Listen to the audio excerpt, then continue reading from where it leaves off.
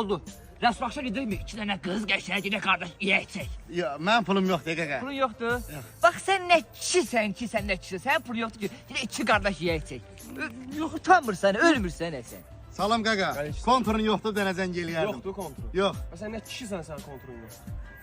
Sualı vermişsən özünə. Ay ürəyim, o dediklərini ala bilmədim, amma sənə kukuruz almışam.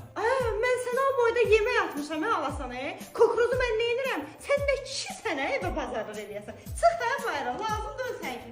Sən nə kişisən, sən nə kişisən mi deyil?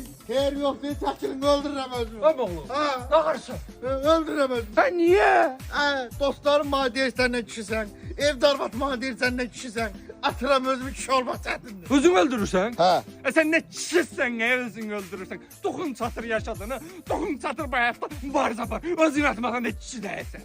Görsən sən də elə dedin. Allah! Tavan uşaq idi, Allah niyə özünü öldürdü bu?